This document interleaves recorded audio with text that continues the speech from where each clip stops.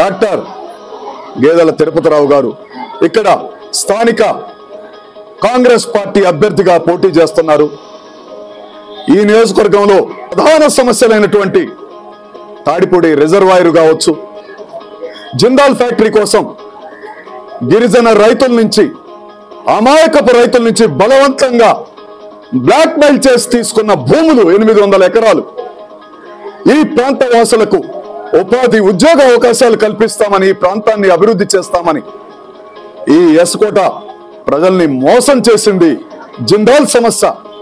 ఆ సంస్థ అతి త్వరలో ఫ్యాక్టరీ నిర్మించి ప్రజలకి, రైతులకి ఉపాధి ఉద్యోగ అవకాశాలు కల్పించకపోతే ఆ భూములు తిరిగి లాక్కుంటాం, ప్రజలు ఆ భూముల్లోకి వెళ్తారు, రైతులకి ఆ హక్కు ఉంది. దానికోసం మా కాంగ్రెస్ పార్టీ పోరాటం చేస్తుంది.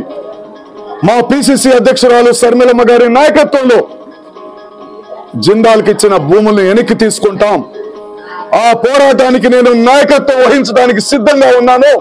ఎన్ని సంవత్సరాల నుంచి మోసం చేస్తారు ఇక్కడి అమాయకపు రైతుల్ని, నిరుద్యోగుల్ని, ఉద్యోగ ఉపాధి పేరుతోటి కళ్ళబొల్లి మాటలు చెప్పి పంటలు పండే అపురూపమైన అమూల్యమైన అమరావతికి మించిన భూముల్ని తీసుకొని ఎంతకాలం మోసం చేస్తారు?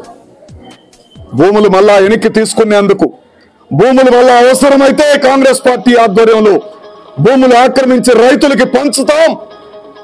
అందుకోసం ఎంత దూరమైనా వెళ్తానని వైజాగ్ కాంగ్రెస్ పార్టీ పార్లమెంటు అభ్యర్థి అయిన సత్యారెడ్డిని నేను చెప్తున్నాను. మా పార్టీ తీర్మానం చేయిస్తాను. ఈ జిందాల్ భూముల్ని ఎస్కోట ప్రజలకి, రైతులకు అంకితం ఇస్తాం.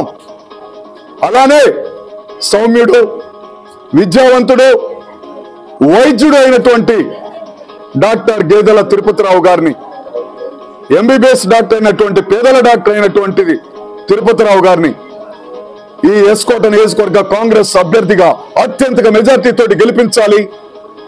స్టీల్ ప్లాంట్ కోసం అనేక పోరాటాలు చేసి, భూ నిర్వాసితుల సమస్యల కోసం, ఆర్ కార్డులు ఉన్న వారికి ఉద్యోగాలకు సాధించడం కోసం నేను ఎన్నో పోరాటాలు చేశాను. మీ నియోజకవర్గ ప్రజల కోసం కూడా పోరాటం చేయడానికి సిద్ధంగా ఉన్న సత్యారెడ్డినైన నన్ను విశాఖపట్నం పార్లమెంటు ఎంపీ అభ్యర్థిగా ఓటు వేసి గెలిపించాలని నియోజకవర్గ ప్రజల్ని కోరుతున్నాను.